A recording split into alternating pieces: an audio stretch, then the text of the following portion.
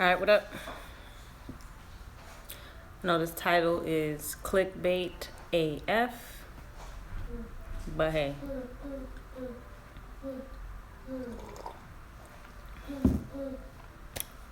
people gonna need to realize that you can't just keep giving away this term black to people who don't even, to people who have nationalities that kind of just like taken away from their own, their own statuses and their own sovereignties and things. So I just want to kind of break down, the term Afro Latino and Afro Latina and why y'all shouldn't be saying that y'all are black, right? So, peace. What's up? So, if you haven't heard, Amara La Negra, she's a heavily melanated sister from the Dominican Republic. She expresses how there is a lot of colorism in the Latin community, which is 100% on point and true. If you haven't gotten a chance to listen to any of her interviews, the one that's got people buzzing is the Breakfast Club interviews, but she's done multiple interviews about this. She's spoken about colorism mad times, whether through any of her social media, Snapchat or Instagram. She's had different, I wouldn't say big Latin outlets or Latin media outlets to reach out to her, but she's been featured on a few. I want to say they're probably mostly internet based, but she's spoken about this countless of times. And now that she's gone on the Breakfast Club is when people kind of want to, the Breakfast Club is kind of a huge platform, and a huge platform especially for controversy.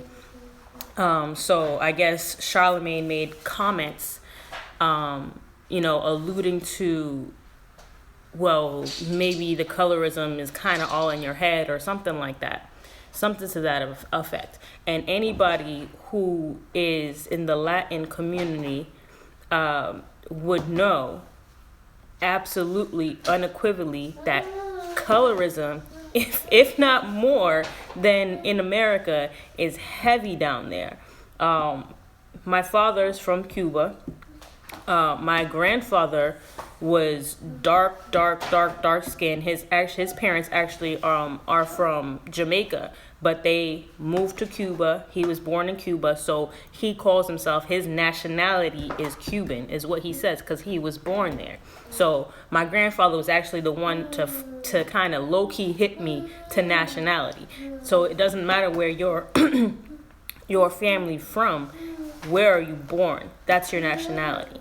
So he claims Cuba 100%, even though he speaks with a Jamaican, he used to speak, he passed away, but he speaks with a Jamaican accent. So he was very, very, very dark. My grandmother was brown skin or light skin. Those are other terms I kind of want to get into with this. My MVP Barrett right there. So those are kind of the terms I want to get into, and what defines how you get to experience colorism. Just like in my last video, I was talking about, am I colorist because my preference is darker skinned men. Am I colorist because I don't want to date light skinned men simply because I want, I want to infuse my bloodline with more melanin, right? Basically, you do need a nationality, right? Yes. So what Afro Latinos, and I keep throwing up these air quotes because we're going to break down this term Afro Latino, because there was another video that went semi-viral that it was a Haitian woman, and she said that she was Afro-Latino because she came from a Latin country.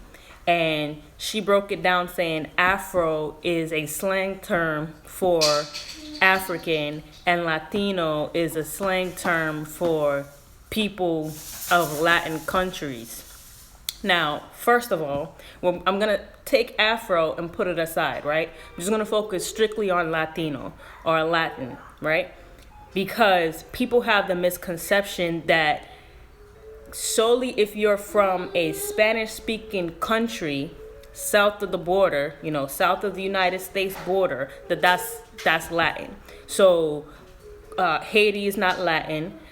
Jamaica, Trinidad, Barbados, Antigua, all those Caribbean islands are not Latin, right? Well, when we look at the term Latin, if you look at its etymology, it's strictly a language. It's a language, and Latino were used to describe people who spoke that language. So Latin, right? Latin is a language that came from a specific region in Italy. All right? Latin comes from Greece and Phoenician alphabets. Not a people. It's a language, but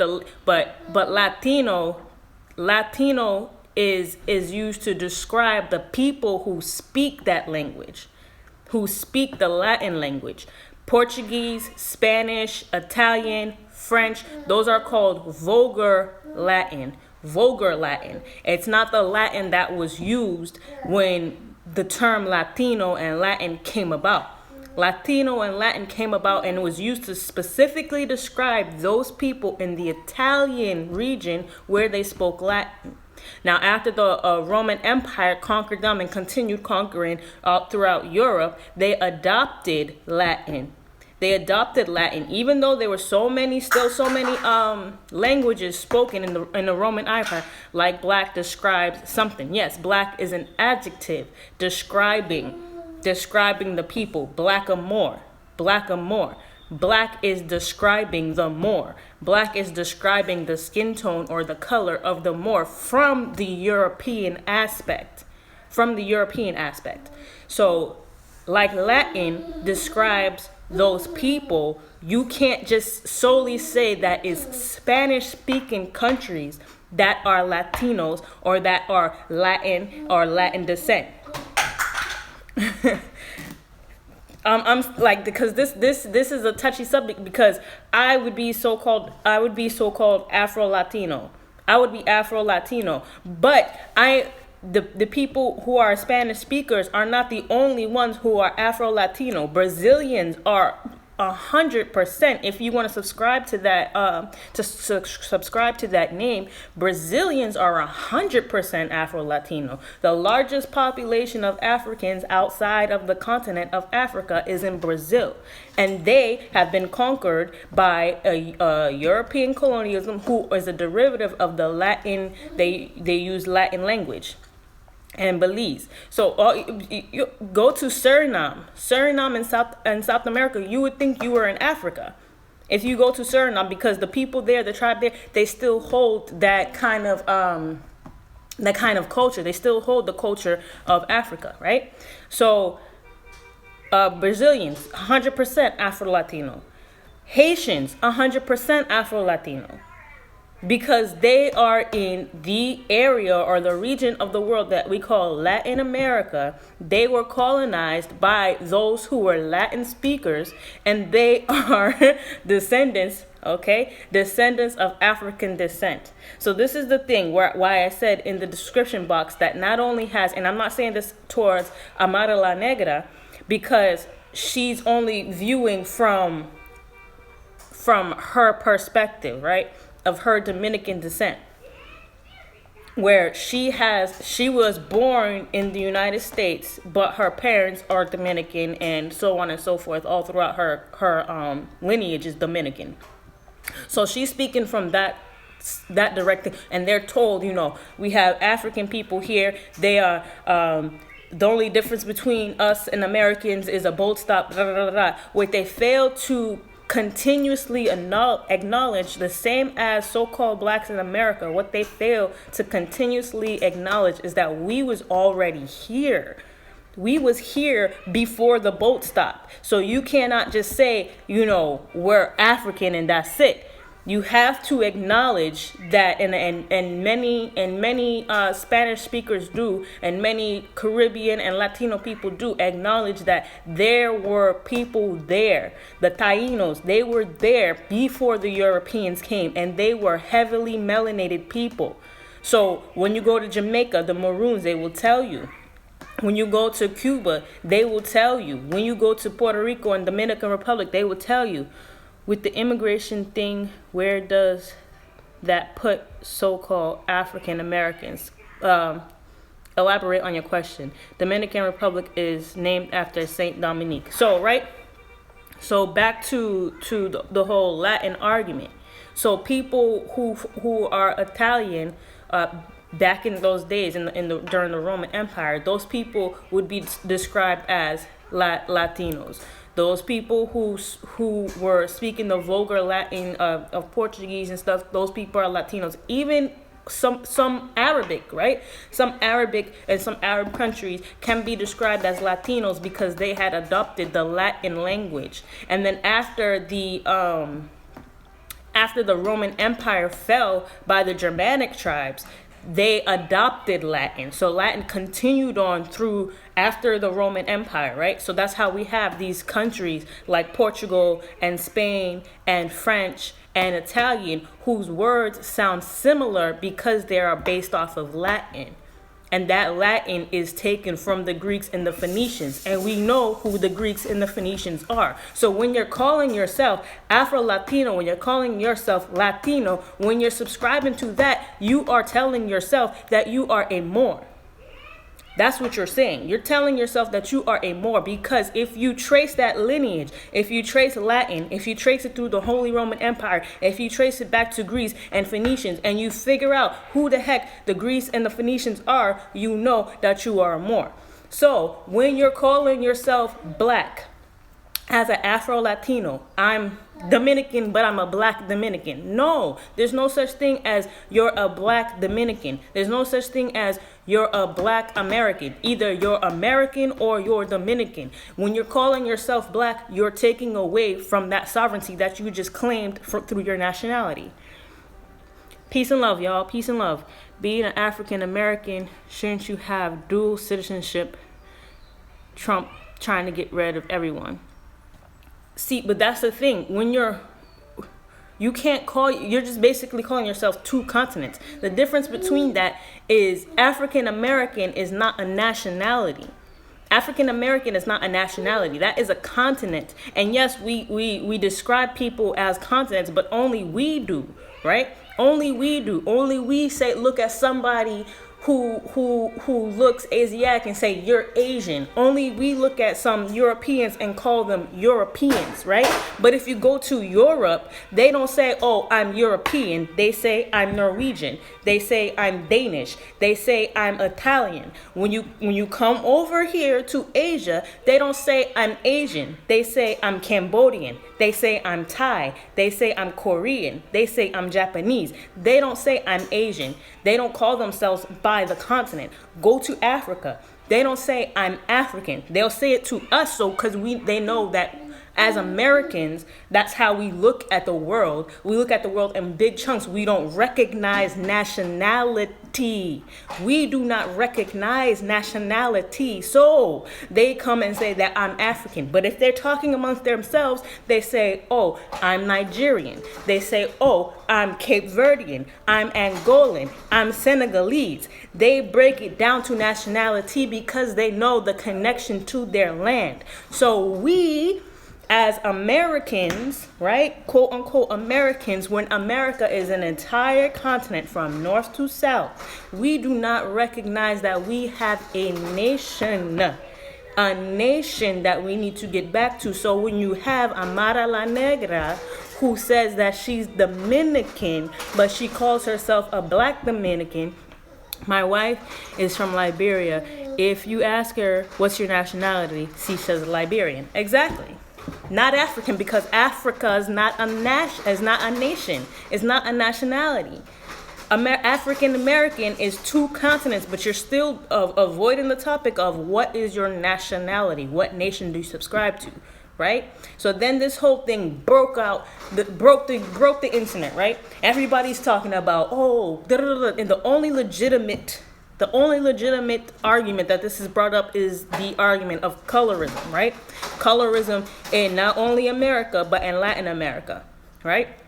So in Latin America, colorism, and then once I'm watching these people talk, and I'm like, yo, these people have no concept of history. They clearly don't do any research besides, the small things. Because I've heard people say, we had Jim Crow in America. They didn't have Jim Crow in Latin America. They didn't have Jim Crow in the Dominican Republic. When I know for a fact that in Cuba they had whites only, they had colored people only. So even there, they understood the political status of white and go in, sis. I was asking that. I just wanted to clarify. Oh no, I know what you was doing. Come on, man.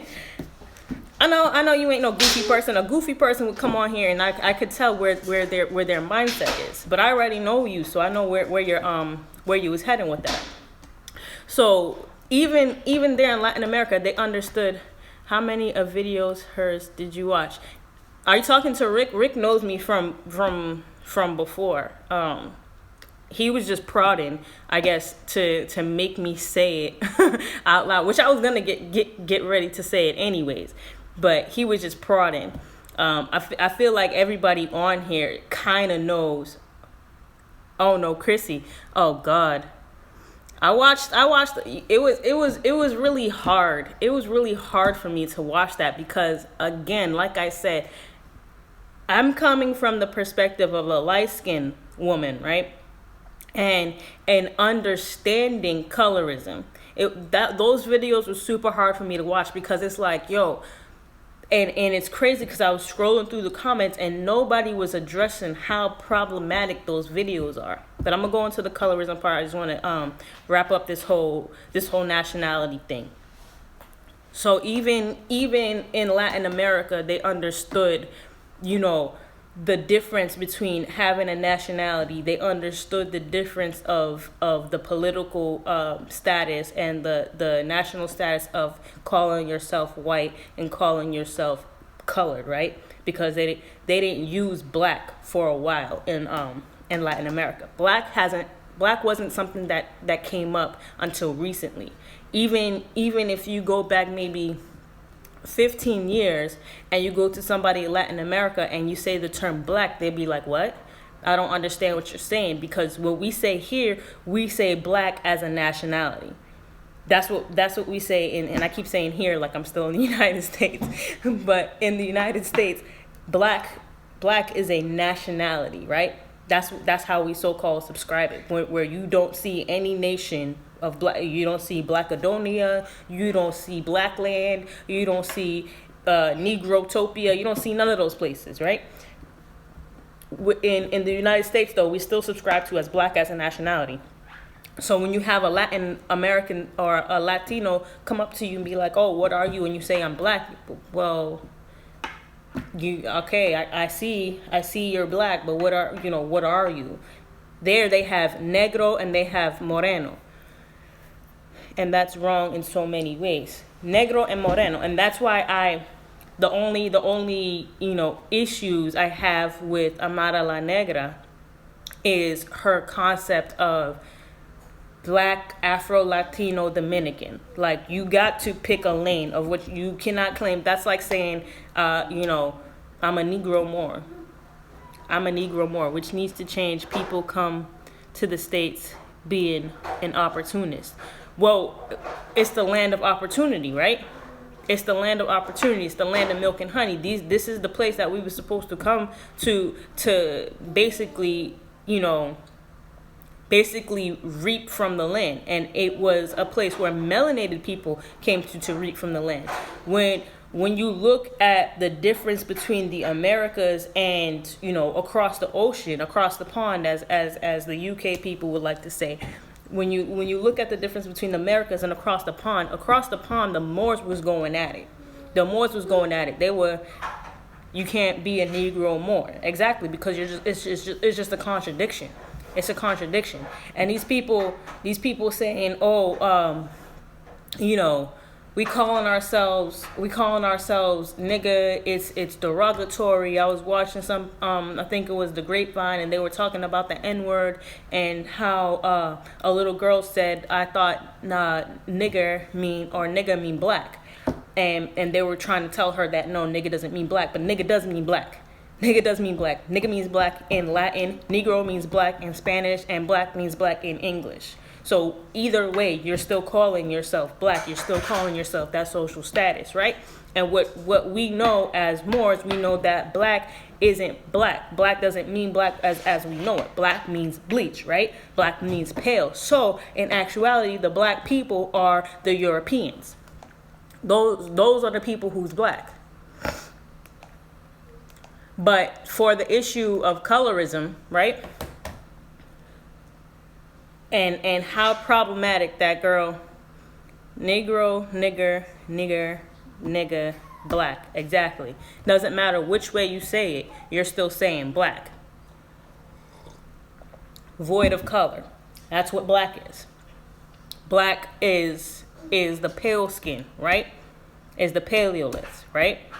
So when you call yourself an Afro-Latina, I'm a black Afro-Latina, you to somebody who knows, it's just like, yo, what?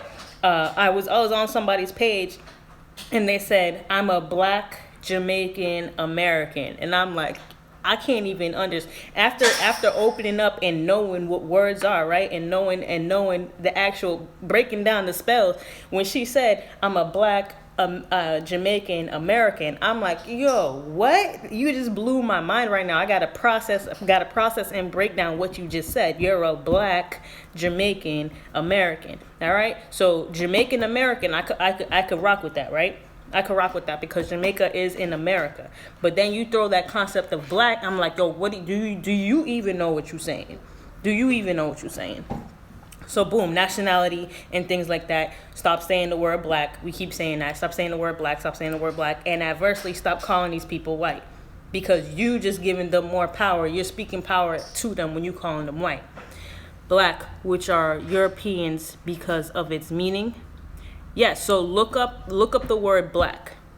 Look up the word black. I have a dictionary, but my laptop is sitting on top of my dictionary, so I could kind of get like a face-to-face. But if somebody can put the definition of black, the real black, BLAEC or something like that, it's like Latin, like blanc, right? So blanc. If you're a Spanish speaker, if you're one of those Latinos, right? One of those Latinos, blanco, blanca, that's white. Blanco, blanca is white. Blanc, which sounds like French. I'm not a French speaker, I don't know French, but that sounds like it's white in French, blanc. So we take blanco, and we get black from that. That's where we get black from. Because if you look at these Latin-based words, which Latin now, comprises of different languages, is based off of Latin. So we have French, we have Portuguese, Spanish, Italian is what we know, right? So that's what we know as the Latin languages, and those languages is what comprise English, right? We get lots of words from French, we get lots of words from Italian, we get lots of words from Spanish. It would be blanco pale. Yes, blanco pale. Italians are Moors. They're not blanc, right? They're not blanco. Blanco. Black is not negro. Is not negro. Is not negro. Black, blanc, white. That's white. White, bleached, pale. Black as in the modern term. Oh, your Italians are black as in the modern term. Yes. Dark whites as some describe them. Like when you cutting into a turkey, you want the white meat or the dark meat? when the turkey is just all so-called white meat, right? Right. So, boom. Looking into the etymology of words and looking into the history of words, the ones that don't burn in the sun. Yo, I've seen so many people getting on these Europeans or smell like dog. You a mess. You messed up. Who's that? That's a new person. That's a new person. Yeah. Oh, funny story about that, right? So let me quiet down because the walls in these apartment buildings are mad thin, right? So I'm coming out of these apartments and somebody like when military people move, right, they kind of like trash. They really do. Pete, right? They trash a lot of stuff. So they'll like trash whole beds and couches and stuff like that. So I guess somebody was moving. It was during the season of PCS, which is permanent duty station changing and stuff like that, right? So I'm coming out my building and there's a whole bunch of junk just sitting out front of the building, and they say that so-called black people are the ones who had a white girl in here for do white girls poontang smell like wet dog. Yo, ew. That's gross. So I'm walking out the building and somebody left all their stuff and it had just like rained, right? And I'm walking out the building and I smell that wet dog smell. I'm like, yo, I know this is a European stuff. Like, that's sitting out here. That shit stunk so bad. So bad. Just the hair. Yo.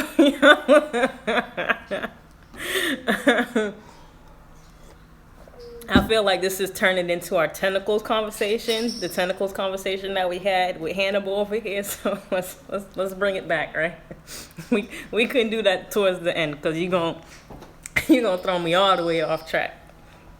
So, oh yeah, and my apologies. I know I said that I was gonna go live for y'all, y'all Sunday morning. I know it's y'all Sunday night right now. But for some reason, I was sitting there trying to go live on my phone, and every time I would hit go live, YouTube would like force close and go back to my home screen on my phone. So I tried about like 4 or 5 times, and I'm like, yo, what the heck? So yeah, YouTube wasn't trying to have me stream at that time for some reason. But anyways, so colorism, right? That Chrissy chick page.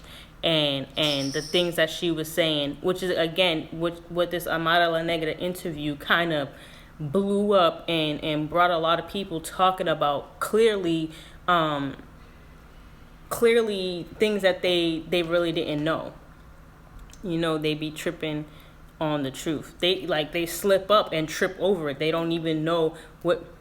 Please talk about it subliminally. Why talk about it subliminally? I'm gonna talk about it outright. I got no subs to people. Like, I really don't care whether anybody from that page want to come over here and saying, I really don't care. Like, they can do that. That's okay. I'm not gonna put the name in the title, nothing like that. But if they somehow find this page, they somehow find this page. I don't care. I really don't care. Because her base, no one is questioning the validity of her arguments, and those people that do question the validity of her arguments are so far and few in between, and that's okay. I'm the typical light bright, but I have married a heavily melanated, a dark-skinned man because I want to increase the melanin in my family. I sit there and I don't like being so light because of the colorism that I experienced as a child, right? They don't ever talk about that. Somehow light-skinned women, the colorism that we go through is invalid to these women, right? Oh, we understand that, you may have gotten teased or beaten up or jumped because you were light-skinned. Remember that story I told you about being on the train in Boston with my Haitian friend. She was light skinned and she was pretty, and we're on the train and we got jumped. That's why I said it's one-sided. Like a lot of these things that you send me are very one-sided. I'm like, yo, King sends me these things because he knows it's going to trigger me. And it does trigger me. Because you have this whole fan base where you're preaching this whole one-sided perspective that you are kind of not leaving any room. You're doing the exact same thing that you claim light-skinned women or dark-skinned men are doing to you. So I'm having this conversation like it seems like the only people who are affected by colorism, who can be validly affected by colorism, are dark-skinned women, when that's completely untrue. And I was saying how when we look at men, peace Hannibal, peace.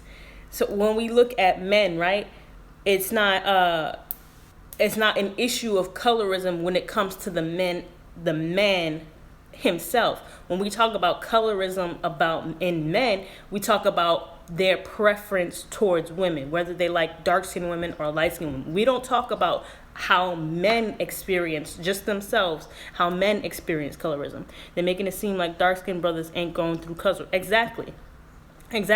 How dark-skinned men get turned down from women. Oh, you're too dark for me. How light-skinned men get turned down because you too soft. You a soft light-skinned brother. Da da da da.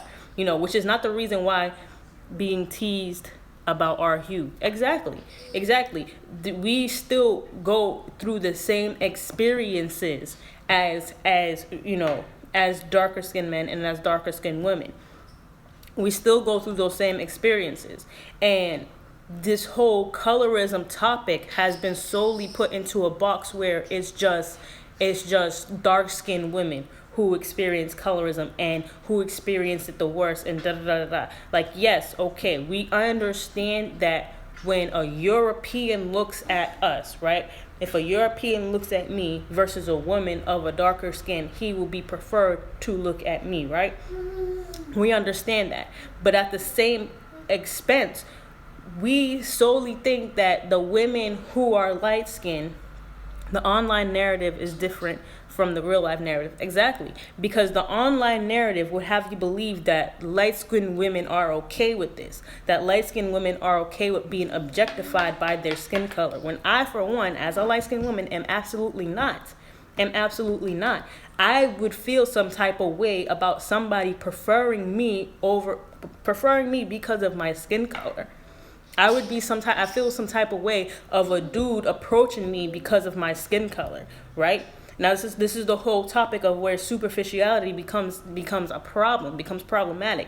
You're not approaching me because you think that I'm attractive to you in certain measures, like I'm attracted to a certain thing, tall, dark, handsome, muscular, whatever your attraction is, right? You are not seeing that. You're coming based upon skin color. So you can have somebody who looks exactly like me, their build, their facial features and everything, but have a darker skin hue, and you would prefer me because I'm lighter skinned because of the way society has made it so.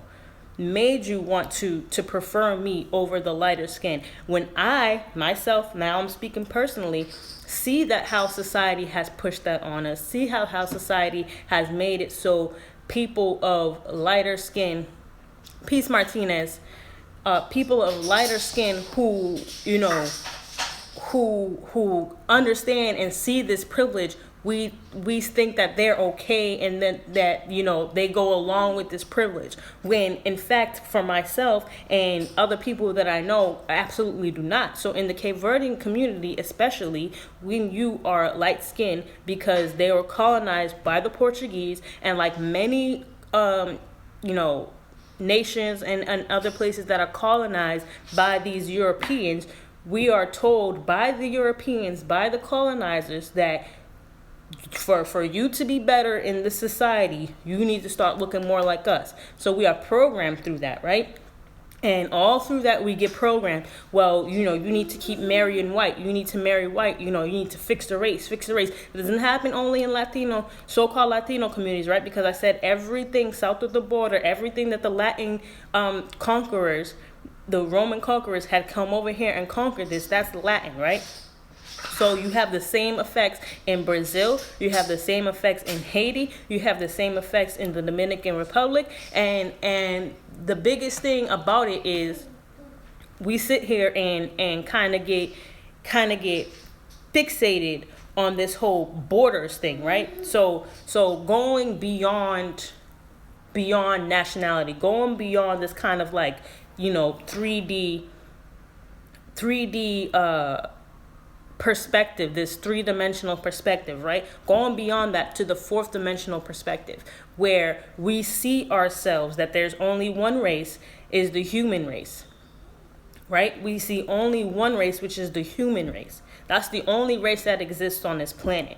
And that the only people who see borders are the people who enforce those borders. Because if you look from outer space, you don't see any lines dividing any parts of this world, of this plane, right? You don't see any of that. So after we kind of get this nationality thing, after we kind of understand, okay, all right, we all Moors, we all in this together, we all one race, and we break down this border thing, we can kind of see like this effects of colorism kind of dissipate. Because once you have no control system, and that's the only thing that's supporting colorism is the control system. Well, you get more exposure in media. You get to be, signed at a bigger record label. You get to be portrayed as this and that. When that all, we kind of just put it in a box as this is colorism, and it's because of us and where it's actually the control system that puts it into place, much like other things. Just like how I said with the gay agenda, we have to attack the control system behind the gay agenda. We have to attack the control system behind colorism. Because inherently, when you have children look at each other, they don't see, this and that colorism. They see children until they are taught to see the color, until they are taught to be divided by, color, by dialect, by accent. They are taught to do that. People don't experience. So back to this Chrissy chick, right? Who subscribes to everybody else is privileged except for dark-skinned women. And I love I love the fact that the hatred of being light-skinned isn't broadcast. We only see hate when it's black against white, light-skinned versus dark-skinned. Yes. What's not true? What's not true? I want to know what's not true. Because this woman has I don't know how many subscribers, how many thousands and thousands of views, with people sitting there gobbling up the fact, light skin and dark skin as well, subscribing to the fact that yes, as a dark skinned woman, you experience colorism worse than us. You guys, this and that, and the fact that she's, how I don't understand how you're trying to promote unity when you yourself are causing division by the rhetoric that you're speaking. So anybody from the outside looking in who has never dealt with this type of stuff would automatically assume, dark-skinned men got so much privilege in the United States. Light-skinned women got so much privilege in the United States. When you look at a European, outside of sexual, because that's all it is. It's sexual when they're looking at light skin versus dark skin, right? When they're preferring light skin versus dark skin, and that's why I said I don't subscribe to that. I would feel some type of way about somebody preferring me because it's sexual. BS, that ish goes both ways. Exactly, it does goes both ways. I'm waiting for Simon to tell me what I'm wrong about or what's wrong. So it's purely sexual, right? And it's not the best intentions of sexual. Most of young impressionable girls who are immature and are lashing out in her comments. Yes. Because when you have somebody to put a crutch under you, you're going to take that crutch, right?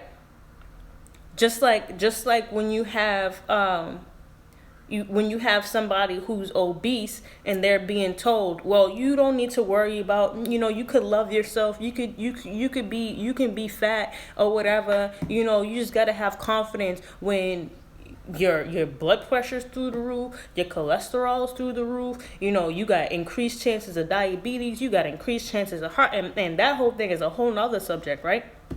Because we sit here and we like to keep talking about, well, you got to be healthy, you got to be exercising. Colorism has been turned into a gender topic. Yes, like much things are. You can end up with a heart attack. Yes. But we sit here and be like, oh, well, no, she's not fat. She's not obese. She's thick. Honey, that's not thick. That's not thick. So when you have a woman built, I'm gonna use loose terms here, and I might get, if anybody of those people kind of find this live stream or whatever, they'll kind of come at me because I'm gonna use words that are so-called not politically correct anymore, like fat, sloppy, when you're describing these people, right? So if I say you're put together sloppy, they'll become, oh, you're fat shaming, you're body shaming. Now everything is now a shame, right? Everything is now a shame. You shaming the person. When I'm just speaking facts, when you're put together sloppily, you can have two women, the same height, same weight, built differently. One woman is built sloppily, the other one is put well together. They could be the same weight, right? The one that is built sloppily is going to say that she's thick as the same way as the one that's put together.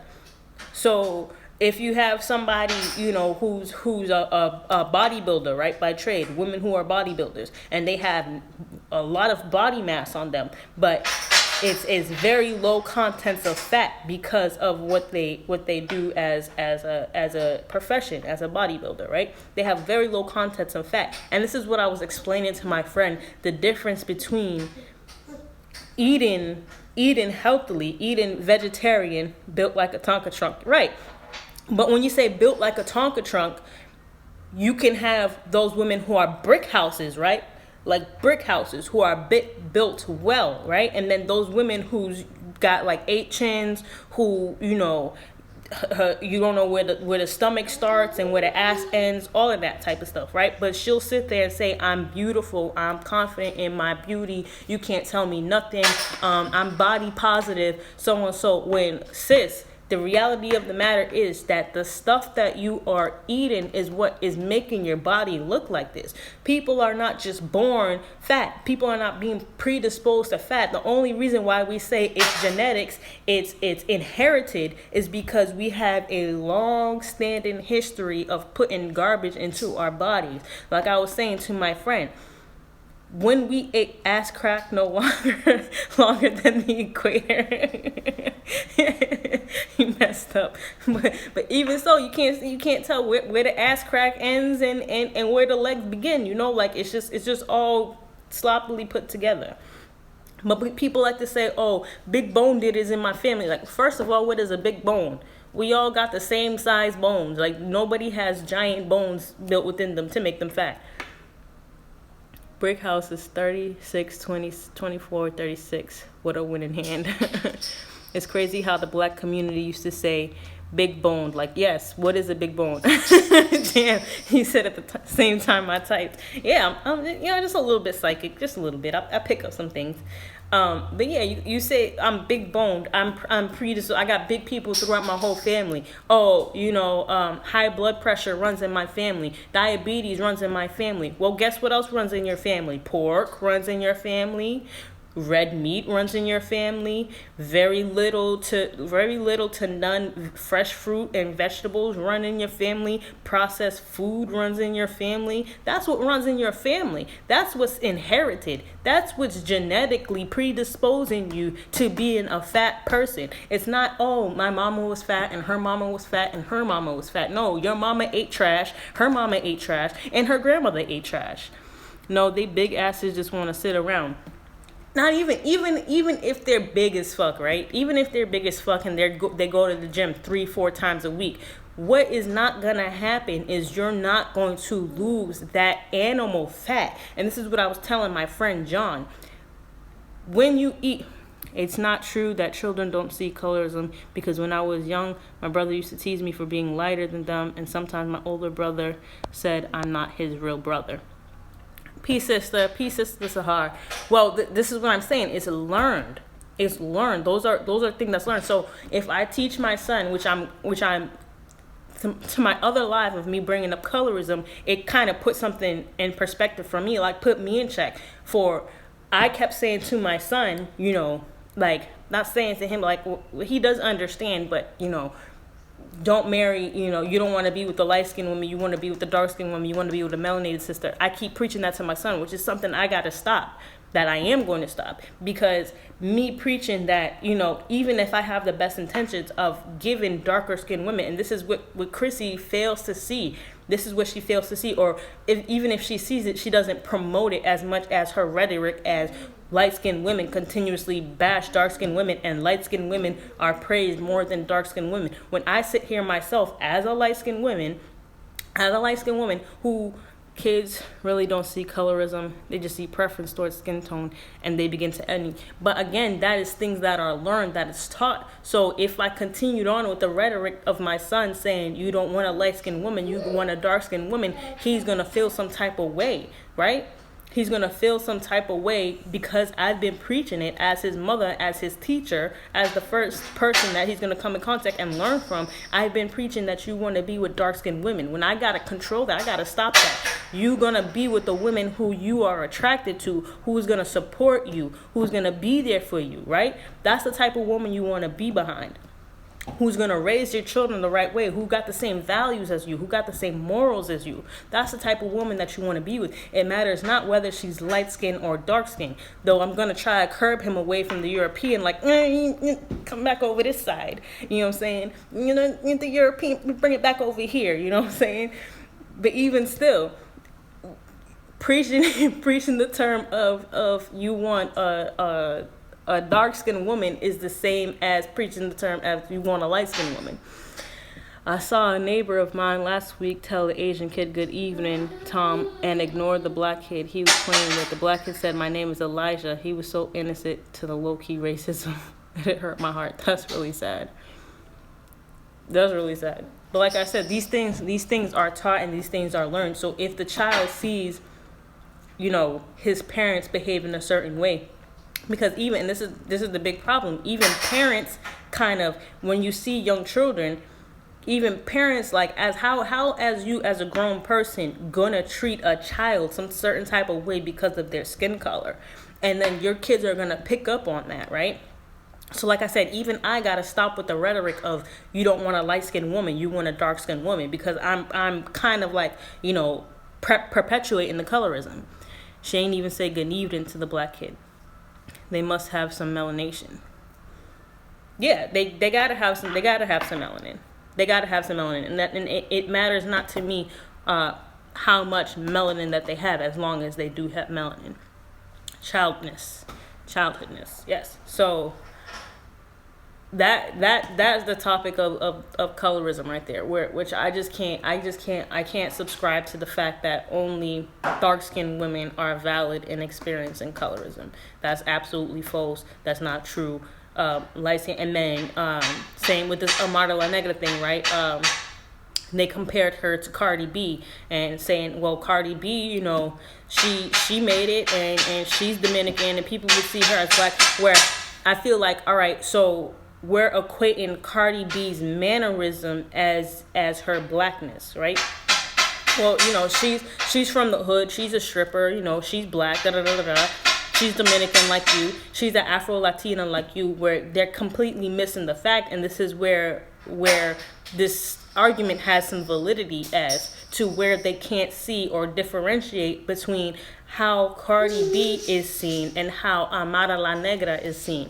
When you're speaking specifically, like I said, towards these men, because when we look at men, that's where colorism for men comes in, and to what preference the man wants, right? Whether the man wants to date a light-skinned woman or whether the man wants to date a dark-skinned woman. And like I said before in my last video, you have dark-skinned men who say, I don't want to date a light-skinned woman because they're stuck up and da-da-da-da-da.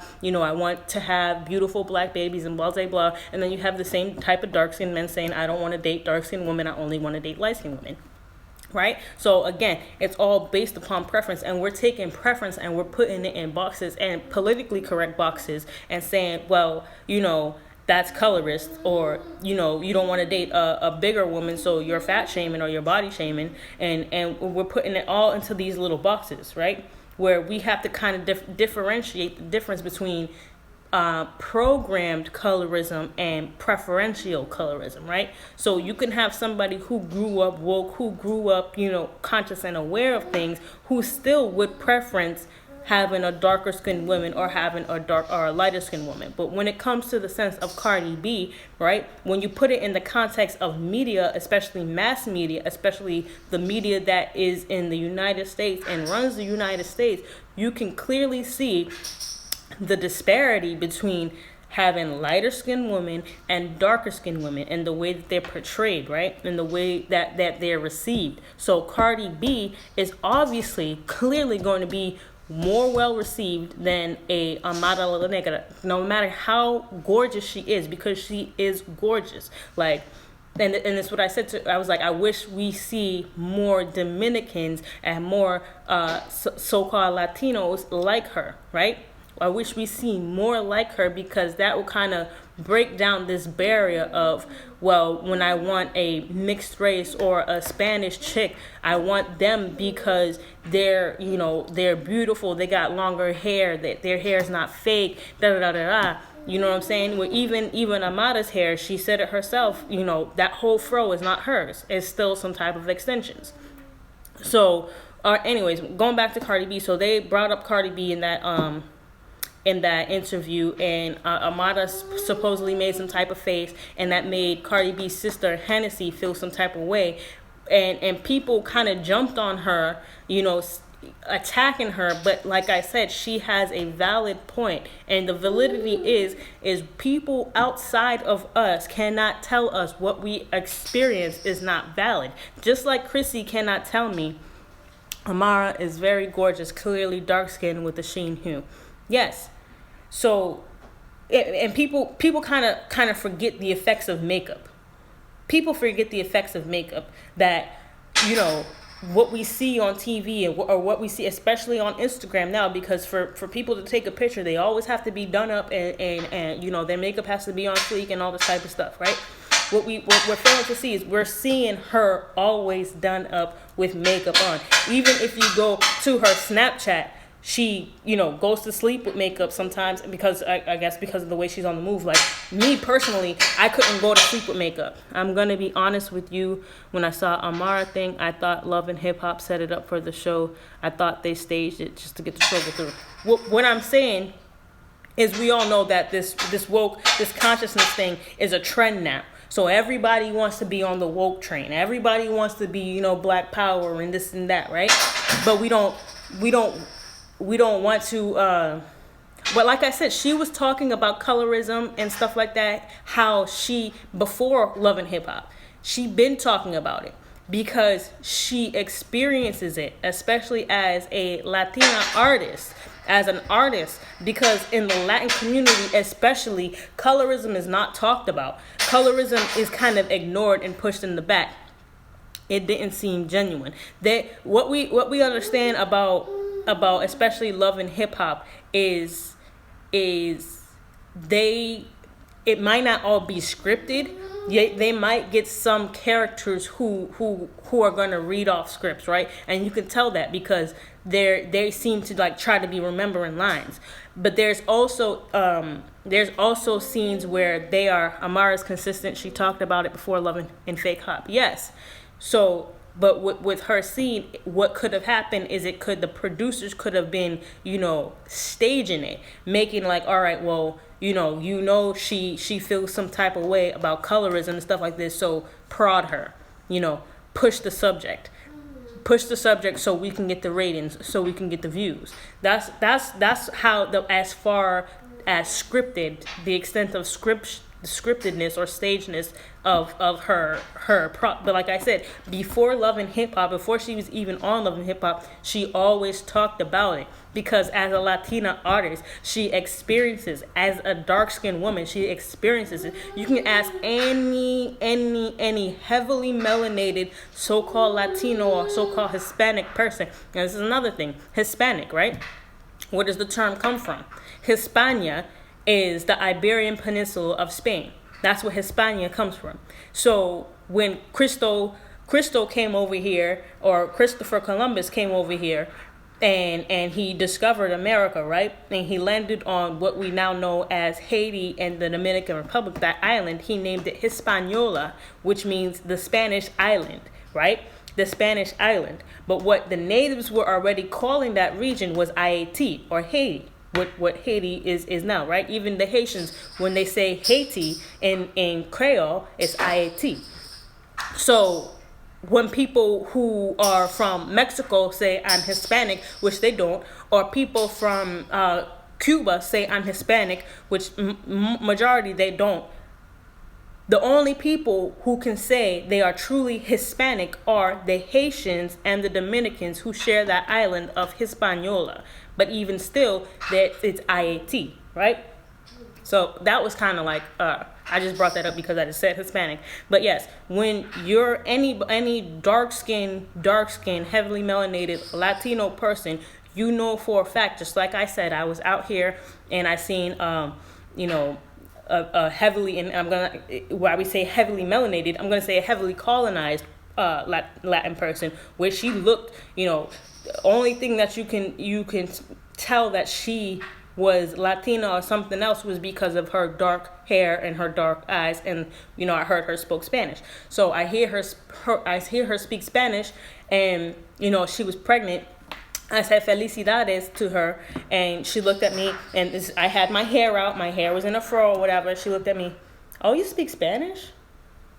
Like, did I not just speak Spanish to you?" And that's not something that, the hola and the como estás that everybody knows, felicidades, you kind of know that you have to have some type of, in-depth Spanish. Yeah, I speak Spanish. Oh, and she looked at her mom, and they looked at each other, and they looked back at me like, yeah, I do. Yeah, I'm Spanish. And I almost wanted to tell her, my dad's Cuban, it's not like something I just learned, I'm actually Spanish. So even still, in the community of the Latin community, there's still colorism. To them, if you don't look like Amada says, a J-Lo or Shakira or Safira Bagara, you not Spanish, right? If you look different, you still gotta prove yourself to how Spanish you are, to how Cuban you are.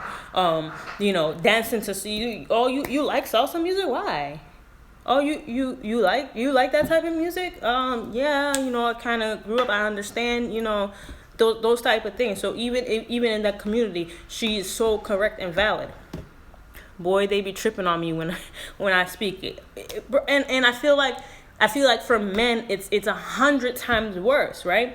For dark-skinned Latino men, it's 100 times worse. And we like to say that dark-skinned men got the privilege. Well, look at this flip side right here. This is a whole narrative that your Chrissies and other people who are pushing this agenda that only dark-skinned women are valid in experiencing colorism. This kind of just breaks down their whole agenda. Like, yo, you are valid in what you experience, but you also have to put validity in what other people experience. You cannot tell me, this is what Hennessy was saying, you cannot tell me that I don't experience colorism. You cannot tell me that, and any of us don't experience colorism.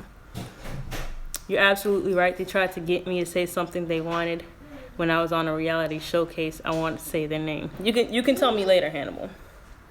You can tell me later. But this whole thing of only dark-skinned women can kind of subscribe to colorism, only they feel it the worst, and dark-skinned women and gay people, they're on the same level. They're on the same level of how much privilege they don't get. And so that's that about the colorism and the Amara La Negra and Afro Latina thing. Chick took a turn around last year when she used to have a parody to her videos. I don't know what she's talking about. I never grew up close to my dad's side. I was wondering because your last name is Martinez. And like I said, it doesn't matter. You can kind of tell, right? You're Martinez, but you're Trinidadian, but you can tell that there's some type of Hispanic effect. And even though I still think there's because like I said, Christopher Columbus came over here, right? And he came over here for Spain. So all of these Caribbean Caribbean islands and all these below the United States border have some type of Spanish influence, right? BS, they get more love than we do. Exactly. Oh, she didn't used to be so one-sided. Well, I seen one of the videos talking about where she put up a tribute video to a dark-skinned man, and she got a lot of hate and backlash from it, saying, "Oh, why you praising dark-skinned men when they don't praise dark-skinned men?" So she let people get into her ear and kind of change the narrative of what she was trying to preach, which is, inclusiveness for all dark skin, no matter if you're male or female, to just now dark skinned women, because people put the bug in her ear saying, well, dark skinned men don't do this to you. I was just about to say that, right? Yeah, so you can't put people into boxes, and you can't, discredit somebody's experience. Where I've experienced colorism being a light-skinned woman. You've experienced colorism being a dark-skinned man. You've experienced colorism being a light-skinned man, and you've experienced colorism being a dark-skinned woman. We've all experienced colorism because of the control system. Again, the control system behind colorism, the colonialism behind colorism. And when you have these conflicts, these divisions, it's easier for the European to come over and take over, right? Same as how we had in Moorish Europe, right? Where it wasn't the Moors were defeated by the Europeans because they were weaker. They were weaker because they had division between themselves. They were fighting themselves. You had more on more violence, right? And during this more on more violence is when the European took the opportunity to be like, all right, well, they're weakened now, so we can come in and infiltrate. Same as we got going on now, where we're creating all this division. Well, you're light skinned and you're dark skinned, so you don't experience racism like that. You don't experience colorism like that. You got it easier with your privilege, and you got light skinned women going at dark skinned women. You got dark skinned women going at light skinned women, calling each other names, calling each other this and that. Well, your experience is not valid, and your experience is not valid, and then it just creates division for people to come in and kind of conquer. Well, both of y'all are, Moors. Both of y'all are so-called blacks. Both of y'all are melanated people. Love your speak, mommy. Stay strong. See you later. Peace, Simon. Thanks for stopping by. So, yeah. So it just creates more division for people to come in and keep that boot. All right. Well, they're still going. They're still going about this light skin, dark skin thing. So they're not gonna be worried about what we got going on over here. And next division will be texturism with hair. It's already happening. If you are in the natural hair community, you already see it. First of all, and this is to my naturals, right? First of all, you cannot subscribe yourself to any one texture of hair. If you look at my son's hair, and he hasn't had any products in any damage to his hair, any heat damage, any chemical damage or anything like that. This is how his hair naturally grows. In the back of his head, yeah, it's not to the degree cousin yet, but it's there. And if you see it, it's gonna bubble up. It's gonna bubble up because with all these I got a question though, since you brought up hair though. You got a hairdresser in Japan? Nah. Even when I was in the United States, when I lived in Maryland, I didn't let people touch my hair like that. They do black hair. At the salons on base, they have Asian women who do so-called black hair, who press their hair and who flat iron and put heat to their hair and stuff like that. I haven't had heat to my hair since before I moved here, and before that it was about 3 or 4 years since I had heat to my hair. Do I trust them? No, I don't trust. They steal your energy. I wouldn't go as far as to say they steal your energy. They're trying to make a living. They're trying to make money, and especially military women, they can't wear their hair like this. I can wear my hair like this because I'm not in the military. I'm a civilian. But the women in the military cannot wear their hair like this. They can wear their hair pressed. They can wear their hair flat ironed. They can't wear their hair in braids. They can't, even when I did one of my friend's hair, right? I did a twist out on her hair, and she got a twist out. It was really beautiful, and she went to work the next day, and they told her that her hair was pretty much unruly, unkempt. It looked like, it looked like she didn't do her hair that morning. And mind you, this is a twist out, and her twist out looked bomb.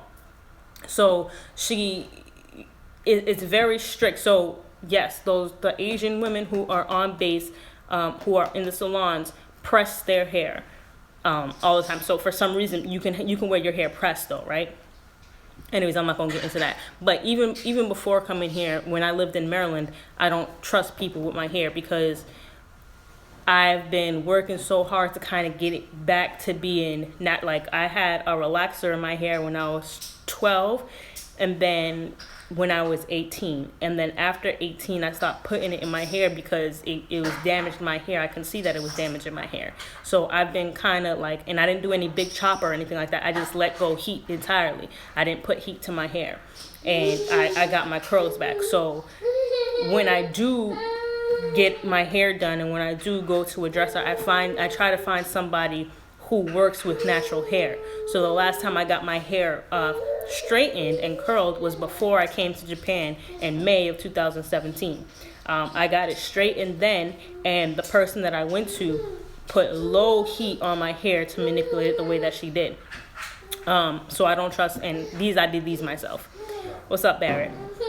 So yeah, but in terms of texturism, you have the, if anybody who's not familiar with the chart, you have 1A which is straight, European type hair, 1B, 1C, which is like a little bit wavier. Then you get into the 2A, 2B, 2C area, which is, a lot of people like to say that is where it's still European. And they like to say even in the 1 range is mixed and European, right?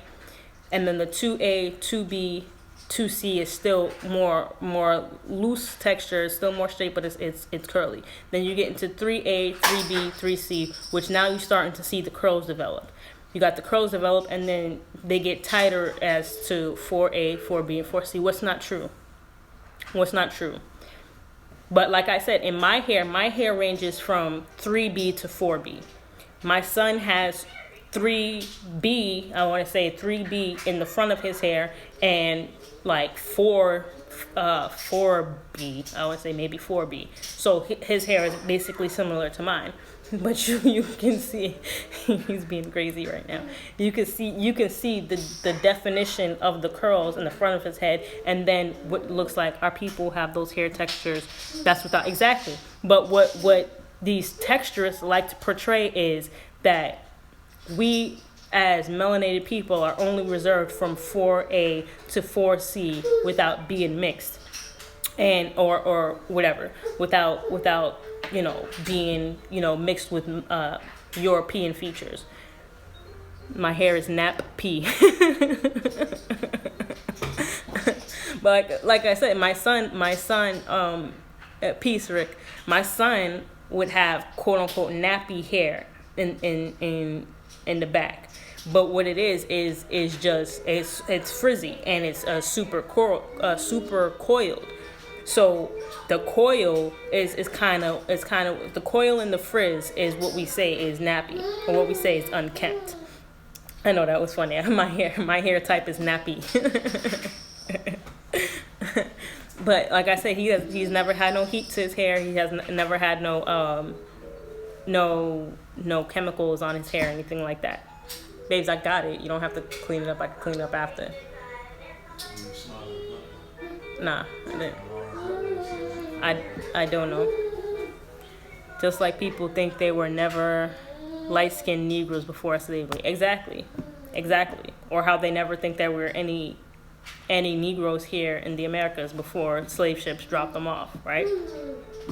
So, yes, texturism I see is going to be a big thing, because they like to cry that, 4C doesn't get a lot of doesn't get a lot of attention. And again, they're basing it on media. So if we base solely just on media and what the media exposes us, we got to understand that there's a control system behind the media that's only going to push a certain agenda. Well, if you have natural hair, you have curly hair, you're going to have a 3A or 3B type hair or 2C type hair.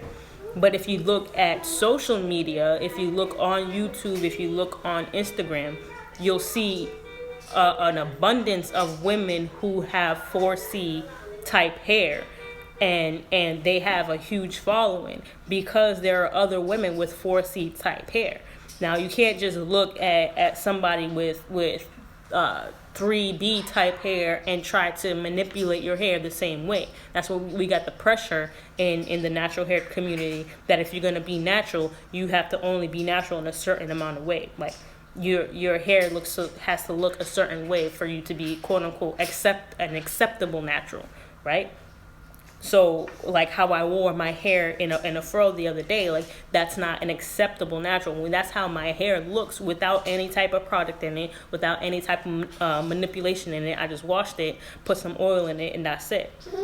But what we kind of like, especially in the natural community, we have to, put the perm rods in our hair and make sure we got a super, we kind of make this natural thing almost unachievable, when the whole point of being natural is to embrace how your hair naturally grows from your head without any type of manipulation or anything like that. Now, we've been doing stretching techniques and manipulation techniques since ancient Egypt, when the first braids happened.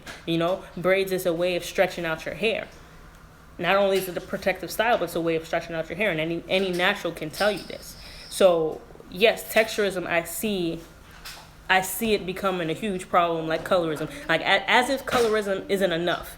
As if colorism isn't enough to divide us. You have to have texturism to kind of divide us. Well, yeah, you're a dark-skinned woman and you have 4C hair, so you're the one who has the least amount of privilege. But you're a dark-skinned woman with 3B hair, and you're almost acceptable. You're okay because guys will still like you because they can run your fingers through your hair. And that's another thing that I don't like, when they say, "Oh, I can run my fingers through your hair." Like your hair is manageable. Your hair is nice. I can run my fingers through your hair. Like with my hair, you can't run your fingers through my hair. No matter. And you see, I'm a light-skinned woman with the texture of hair that is similar to brown or darker skinned women. And this other thing that I'm glad I remembered that about the whole Chrissy thing, right? Where she kind of makes like a little buffer. Like, so if you're like me, right? I'm just completely light skinned. But she said somebody like who was it? What's the video I was watching? The video that she was talking about mediocre light skins, and she called. I don't know if you guys are any familiar with the Basketball Wives franchise, but it's Laura something. She was on there, and she's like a lighter skin or maybe mixed woman or whatever. And she calls her light skin. And you have Jennifer Williams, who was on Basketball Wives, who's another gorgeous melanated woman, right? And she says, well, she's not really dark skin. She's what we call brown skin. Yes, Laura Govan. She's not really dark skin, she's brown skin. She calls Jennifer Williams brown skin. When if I look at Jennifer Williams, to me there's only light skin and dark skin. There's not you're light and you're light brown, you're medium to light brown, like makeup swatches. That's what she's calling these makeup swatches. Well, you're medium brown, you're not really dark brown, you're not dark skin. You're a light brown, dark skin. But then when she comes to another person, another video where she was going in on a sister, who the sister was a little bit browner skin, my cousin is infected with that crap. It's really sad because a lot of women, safe brown, yes, you're the safe brown, and she makes a differentiate. Well, she's not brown skin. She's not dark skin. She's brown skin. And then you have a lighter skinned woman who's calling herself light skin, but she's around the same shade as or a shade lighter than Jennifer Williams. Well, she's dark skinned. What she's talking about? She's a brown skinned woman when she's clearly lighter skinned than what you just said was brown skin. So she kind of makes she puts that label on the light skin or dark skin to kind of fit her agenda or her narrative. Where Jennifer Williams was not dark skinned, she's brown skinned. She's the safe brown. And then this woman who's going in talking about dark skinned women hate light skinned women and da da da da. And she was going in on her and going in on what she was wearing, not even making a point, like kind of tearing the woman down. This is the whole thing. Oh, your whole feminist movement. We gotta uplift women and da da da da. But you have these same women in this so-called conscious community who are pushing consciousness, who are pushing unity, tearing other women down. Like, you're not even making a point at this point in time. You're sitting there talking about her glasses. You're talking about her weave. Doesn't make any type of sense. And then you're still calling her, well, you're not light skinned, you're brown skinned. Where she looks like me. Where if she looked at me, she would call me light skinned. The same girl who's sitting there calling herself light skinned, you're not light skinned, you're brown skinned. Just saying or putting labels on to fit her agenda. It is ridiculous. More facts than a printing machine. I'm just saying. And if they want to come at me, they can come at me. Like, I'm not no slump person. I'm not no slouch. I've been in this for almost 10 years now. I've been in this whole like consciousness thing for like 10 years now. So you can come at me. You can come at me with your opinions and your emotionalism. I'm gonna come at you with straight facts from what I see.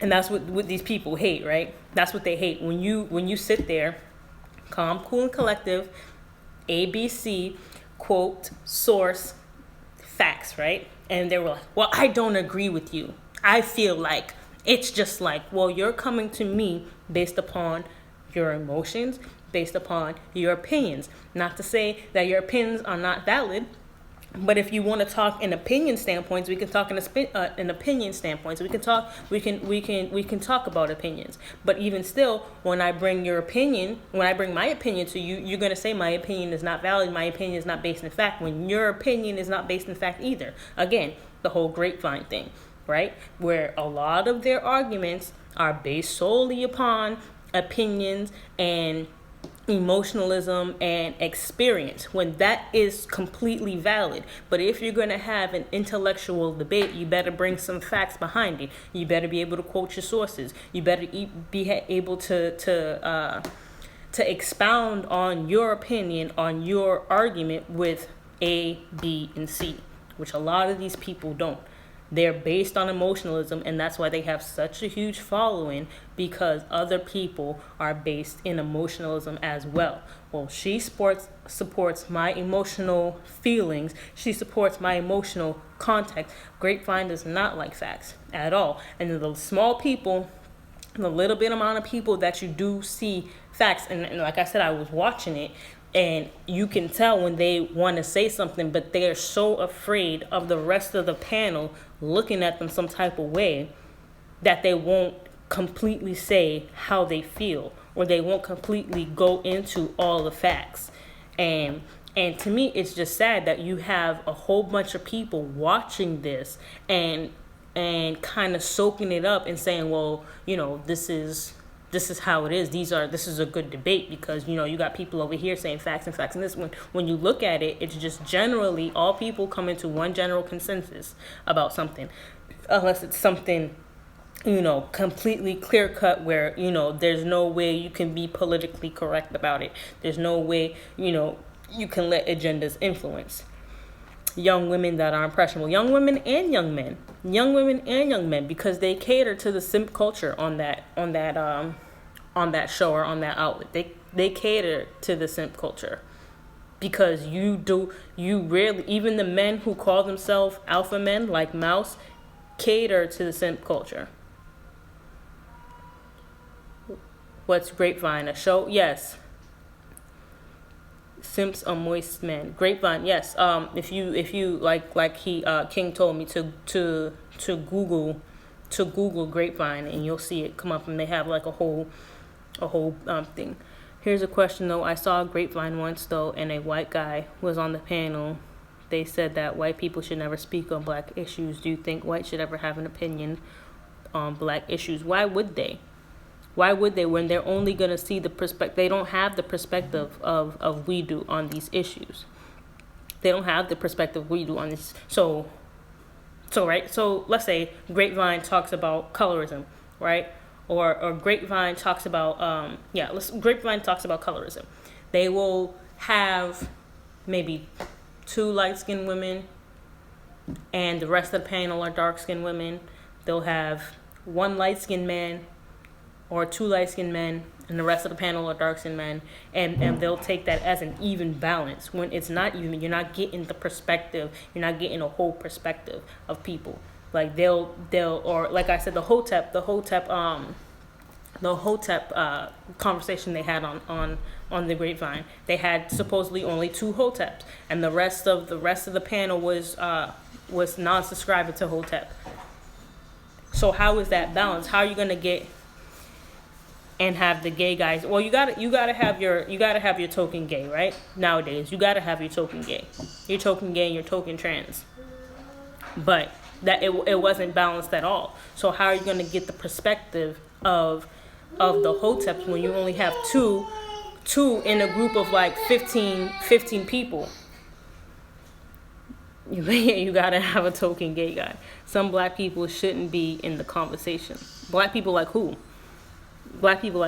So like I'm saying, and when we're talking about colorism, right? And how colorism is now only dark-skinned women are validated in having colorism, they'll have a panel of mostly dark-skinned women. When you're not getting the whole story, you got to have some type of balance if you're gonna have a true debate, right? You gotta have some type of balance if you're gonna have a true debate. You can't have a room full of 15 people and only 2 people are Hotep and the rest of them are arguing against them. Grapevine is dangerous, especially if they grow, which they will. Watch out, Nugget. There you go. Good job. The black people who are pushing the white agenda. What is the white agenda? Negro peens? Is that what we're talking about? They're going to cause a bigger rift. Exactly. And then you'll have people like us who can kind of be objective and see it, but we won't have the platform that they have, and we won't have an ability to kind of like speak out against it and have people, back us, because everybody is so scared about having a different opinion. Everybody's so scared about having an opinion that doesn't, fit what everybody else is talking about, fit everybody else's narrative. And even if we do have that type of opinion, no one's going to speak up about it because they're afraid of the backlash, right? Which is why I said I don't care if these people come on here. They can come on here. That's fine with me. I'm not afraid of backlash. I'm not afraid of people looking at me or putting thumbs down on my videos. I really don't care. I'm not doing this for likes. I'm not doing this for follows. The idea that we should all pretend like we are all at 0 running in the same race with the same gear on. All those type of, there's more foolery on YouTube that there. I mean, there's been foolery on YouTube since YouTube started.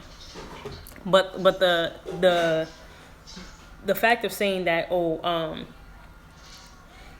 there's a difference, right? There's a difference where you have the culture of I need to be handed out everything. I need to be given all these things, where you're not in the position to, and this goes back to nationality, right? This goes back to claiming nationality. You kind of want all these handouts.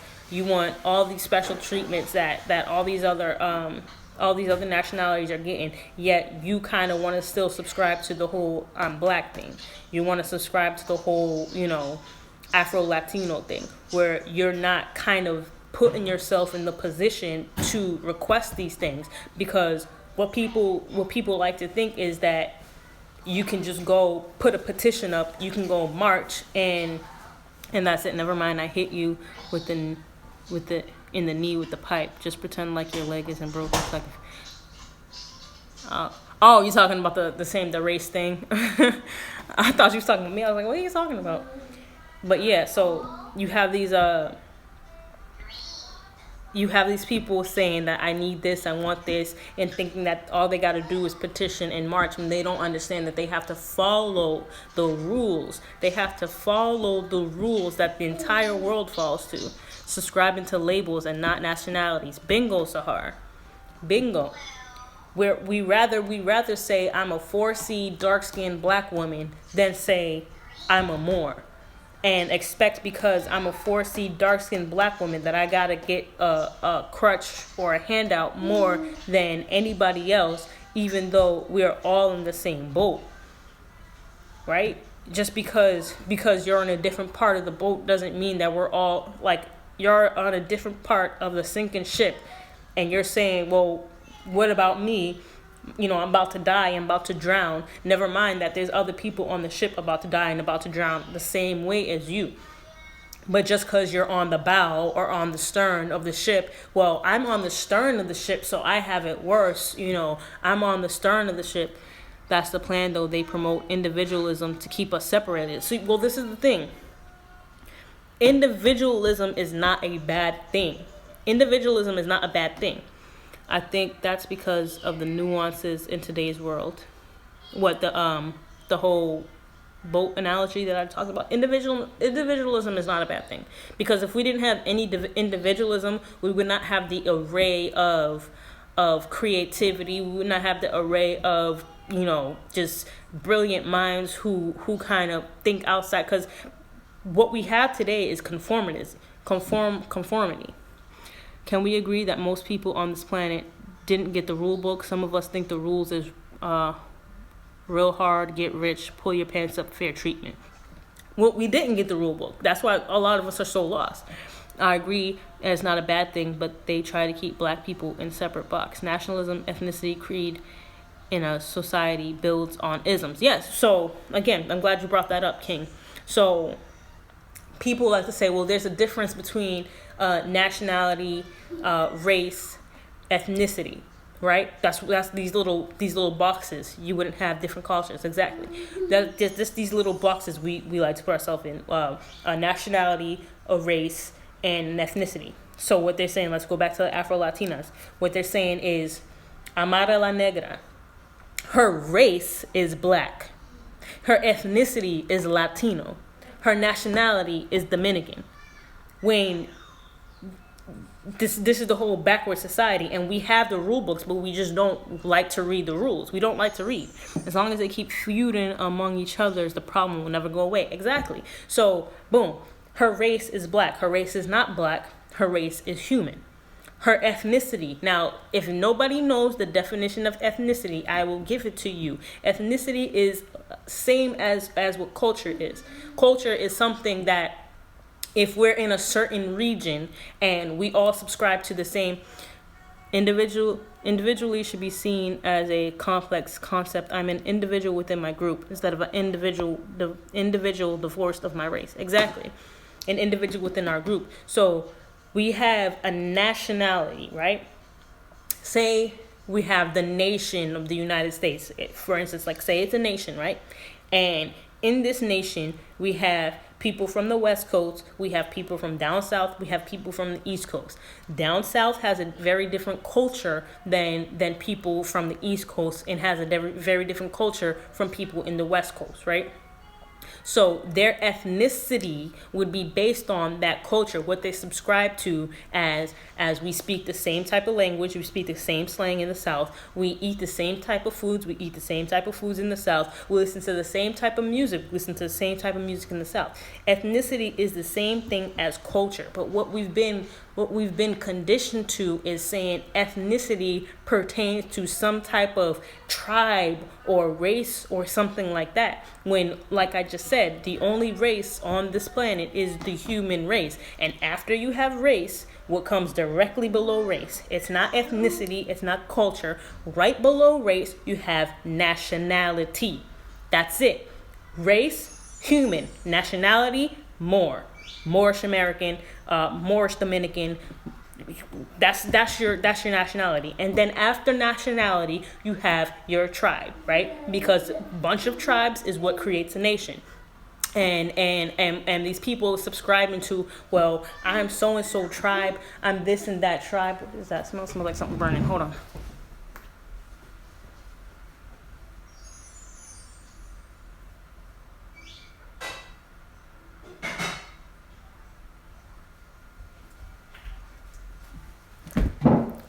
You gotta be scared, smelling something burning.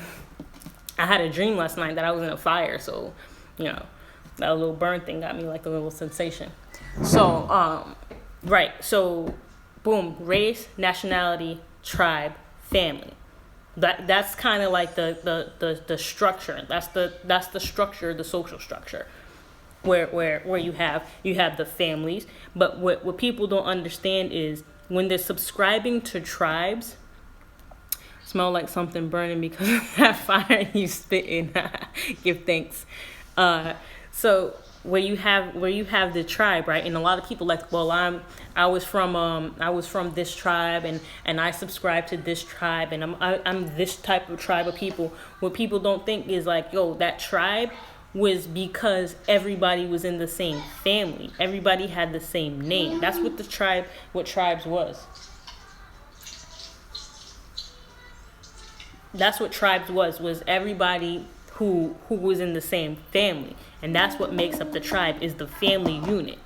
And those tribes, because they've grown their family, stuff like that, become a nation of these people. That's what tribes are. So people saying, well, I'm the true this because we're this tribe, so I'm the true one. I'm on the tribe of Judah, or I'm on the whatever Cherokee or something tribe like that. We kind of tend tribe as nation, and nations are built up of tribes. Nation and tribe is not synonymous. So you can't claim Cherokee and say that you're claiming a nation when that's completely incorrect. And that's what people have to understand. Because even still, when we start getting about nationality, when we start talking about nationalities, people still have this false misinformation or misconception of what a nationality is. It is not a tribe. Tribes are not synonymous with nations. Tribes are under nations. Tribes are under nations, and tribes are built up of family. That's what a tribe is. A tribe is your family. So you can't say that I'm part of this tribe and try to claim that as a nationality, or I'm better than you. I'm better than you more because I'm part of this Moorish tribe, or I'm better than you more because that's the same thing. I'm better than you more because I'm part of this Moorish temple. You see how it kind of becomes like more of a control system. So you have people who are kind of in like co-intel-pro, like coming into this to this type of consciousness and spitting what they claim as facts, or when they're taught to be saying facts. So correct, Cher, been saying that for 2 decades. Exactly. Nigerian nation. Yes, Yoruba, Fulani, and Igbo tribes, right? And those tribes are built of the people, the familiar people, right? So, my uncle and, like my brother and his cousin and third cousin removed and sister and that's the tribe. That's how you're building up the tribe. How do we get beyond the tribal wars? Egos and pride are preventing us from getting together, making it easy for them to program us like co-intel-pro against. Exactly. So again, you can liken this whole tribal thing to colorism. I'm part of the dark-skinned tribe. That's how silly these people say when they say my nation is my tribe. I'm part of the dark-skinned tribe. I'm part of the Sunni Islam tribe. My tribe is this. My tribe is that. When you're basing it on false concepts, where we're all one familiar unit. We're all one race, right? And the only reason why we have tribes was to kind of light-skinned brothers back in style. And that's what I'm saying. Like the colorism for men. The colorism for men. That's how deep. And like I said, if I'm wrong, please tell me. But that's how I see it as a woman, because I'm not a man. I don't experience colorism for men. Tribalism is so deep within us. A Negro from Compton can dislike them from Detroit just because where they're from. Exactly. Or even like I said, when it comes to football, right? I can be a Patriots fan and not like Barrett because he's a Ravens fan. because we're kind of predisposed to tribal, and everybody's like, oh well, we got to get back to tribalism. No, we don't have to be tribes. We don't have to be part of tribalism, but we do if we're trying to navigate within this 3D realm, this this system that's already been built here. We have to work as a nation. Forget the tribes. Forget the tribes. You don't have to subscribe to the same tribe as me, but we do have to subscribe to the same nation, especially here as so-called Black Americans. We have to subscribe to the nation, and the nation is not the corporate United States, because you can't. That doesn't make sense. That's like saying I'm part of Walmart. Oh, my nationality is Walmart ID, or however you would say it. I'm a McDonald's site. I'm a Wendy head. You know, that's what you sound like when you're saying your nationality is the United States, or even still, because we don't say our nationality is United Statesian. We say our nationality is American. Well, again, like we just discussed, America is a continent. So what is your nationality? You're not American, because that's not a nationality. That is a continent.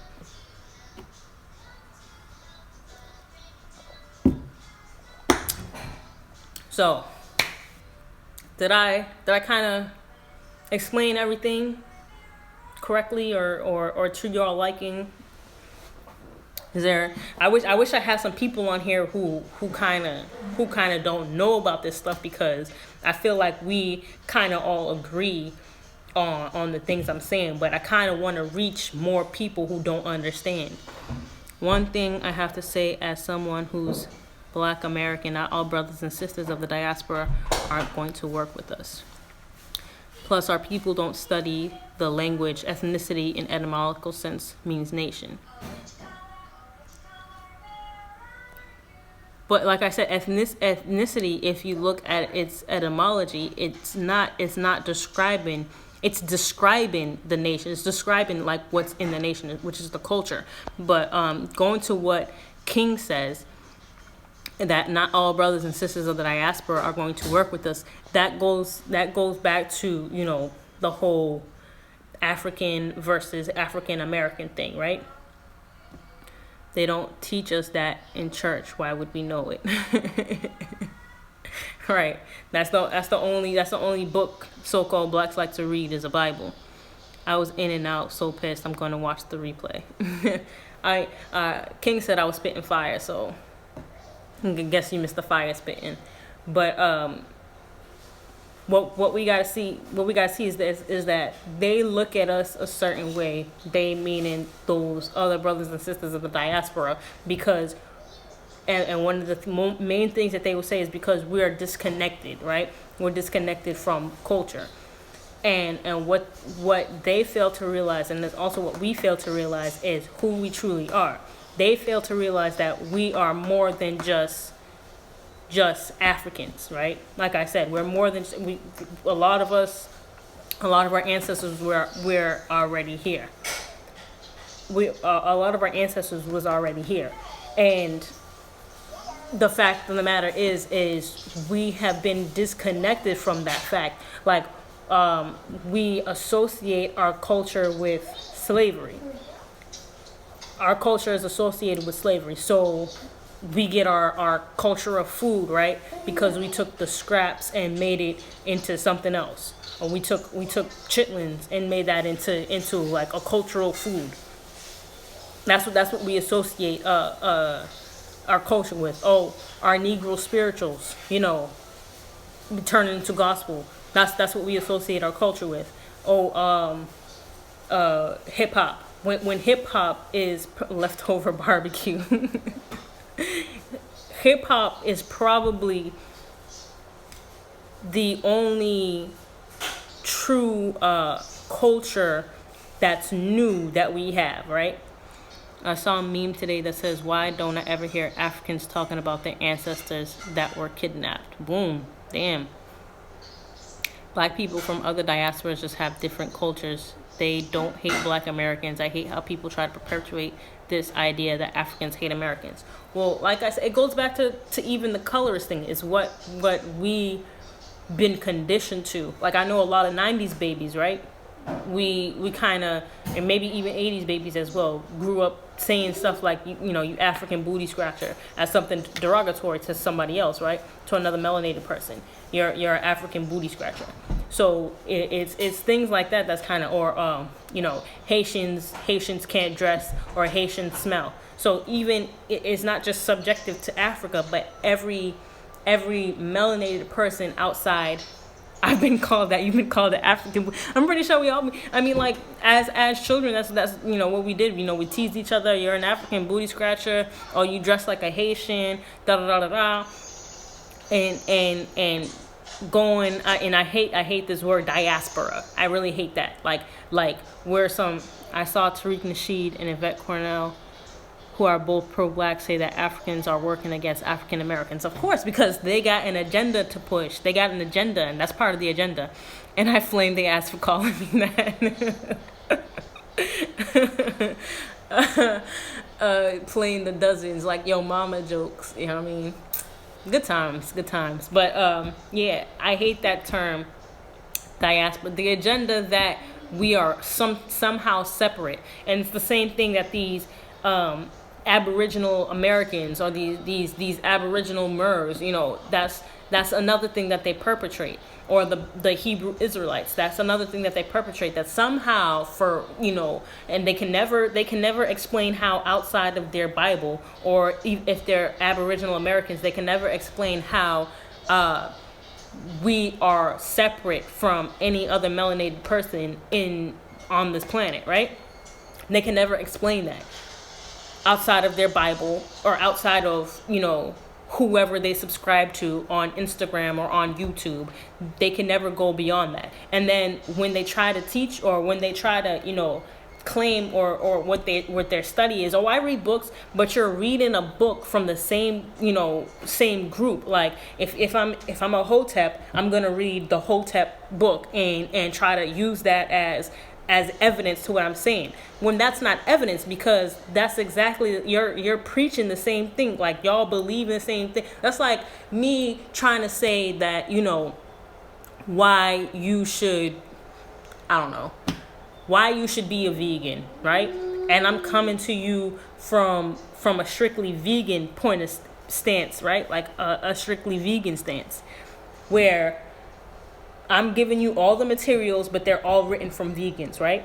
Versus an overall outlook where you have objective. See, objective, that's the key. These people who are arguing these points are subjective. They're only coming from the perspective of people who agree the same as them. That's like how we've been kind of conditioned into being Christians, right? Oh, well, our Bible, our Christian Bible, says if you don't subscribe to Christianity, you're gonna burn in hell forever. Where's anybody else saying that? Where is, the Hindus? Where are the Hindus saying that if you subscribe to Christianity, you're gonna burn in hell? It's that stance. Where and going back to the vegan point, well, my point was, our people say we don't have a nationality, but quick to mention ethnicity when dealing with the same. Exactly. Because we don't understand the words that we're using. We don't understand the words that we're using. And once we understand the words, once we have that rule book, and we've read the rule book and we understand the rule book, then we'll be able to navigate better, right? So going back to my point about trying to convince somebody to be vegan using strictly vegan pamphlets and vegan information and stuff like that, when you have to look outside, well, it's not only the vegans that's saying this, but there are studies about this and this, meat doing this to you, pork doing this to you, not having enough vegetables doing this to you. There are other studies to convince you about going vegan other than vegan material.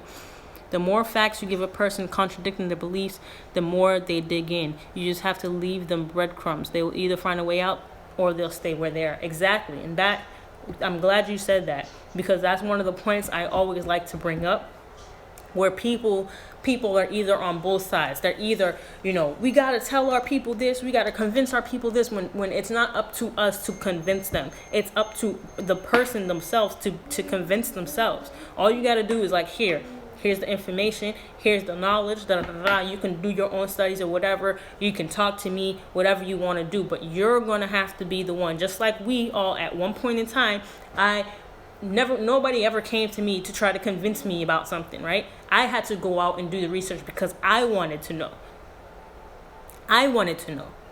No one is going to force us unless we're that really feeble-minded to let somebody force us. And that's what a lot of people are. There are a lot of feeble-minded people, and that's where these grapevines and this Chrissy and all these other people who have these huge amount of followings because they got feeble-minded followers, people who are not able to think for themselves. Right? People who are not able to think for themselves, that just solely subscribe to what other people because they're lazy. They don't want to get to know the knowledge. They don't want to get to do the research themselves, right? So like I'm saying, even in this community, right? Even this community, we look to certain people to kind of feed us the knowledge. We look to these certain people like, yo, how does this person have all this knowledge? Well, they have these books. They're letting you know what books they're reading out of. You can go to Amazon. You can go to a bookstore. You can get these same books. You can read these books and get the same type of knowledge. It's like playing Monopoly and you don't know the rules, but you jump in head first. Then you're mad every time when you roll the dice and you have to pay a tax. The analogies is killing it today. Y'all analogies is killing it. But yeah, so it's crazy to me how people sit there and look to others. And that's what I said. We have to build ourselves up as leaders. Each and every one of us. You didn't pick up the rule book, fam. Or even if you don't pick up the rule book, watch the game first. Watch the game first. See how other people play the game. That's also part of it, right? You can't just sit there and read the rule books, because you could read the rule books, but the rule book is not going to tell you how to win the game. You have to learn how to win the game. Watch other people. Watch how they're winning the game. Watch their strategy, right? Art of War, Know Thy Enemy. Watch their strategy and see how they're winning the game. It's not just about reading the rule book. Well, the rule book, if you roll a double, you get to go twice, or if you land on this certain space, you get, I really always hated Monopoly. I never really cared for that game. So excuse me if I don't know the rules like that, but shoot, I know if you play Ludi, you roll a double, you get to go again, right? But you have to see how people's strategy is, moving a certain piece, buying a certain property, and because the rule book is not going to tell you that. The rule book is just there to guide you. Same as the so-called rule book for society. The rule book, we have guides. We have certain rules to kind of guide us. Or if you want to look at the Constitution, those are our set of rules to guide us, but it's not going to tell us how to live. We also discard knowledge when a people does something we don't agree with. People seem to require ideas only come from angels and perfect humans. I guess it's because that requires us to do work. Exactly. So even when we look up to these people, right, we have to realize that nobody's perfect, but all fruit doesn't ripe on the same tree at the same time. Yes, at all. It's late. My brain is shutting down. I know. I'm sorry. That's why I wanted to kind of do this early, but YouTube wouldn't let me do this early. You can always go back. We're at 108 minutes now. I got to start wrapping it up myself, but I kind of yeah. My bad, y'all. I know it was Sunday. That was my whole point of doing an early show for Sunday, because I kind of wanted y'all to rest up. It's so much I want to say but can't. Book to get leadership skills of Attila the Hun. That's what Hannibal says. Hannibal says get leadership skills of Attila the Hun. We have to build leaders. We can't just simply be followers. We can't simply want to subscribe to somebody because we have the illusion that they have information that we don't get. You know what I'm saying? All information out here, we're able to get it. We live in a day and age where there's nothing that can be hidden away from us. The only thing that's stopping us from getting this information is ourselves, right? Because we want to sit there and be followers. We want to sit there and be feeble-minded and let somebody force feed us something where we don't want to do the own research ourselves. So I'm gonna let y'all go because I know it's super late over there. It's Sunday night for y'all. I wanted to do this on y'all Sunday morning, so you know you got ample time to rest up for the week ahead. I'm gonna let y'all go on this. Let's see. Yeah, tomorrow morning. I don't know. Maybe I'll do another live tomorrow for y'all, so we can continue conversations. Shout out, bro, coming on that read. So I know it's like what 12:30 my time, so it's 10:30 for y'all. So yeah, I'm gonna stop this right now and let y'all rest up for the week ahead. I appreciate y'all coming through. If you enjoyed the conversation, please like and subscribe. Not like, but subscribe, and put the notification on so you can know when I'm going live. All right, and also look at me. Oh yeah, I know you're always an hour ahead. I missed the live. I'm sorry. Much love to y'all. I appreciate y'all coming through all the time for me and having a conversation with me. But yeah, peace and love.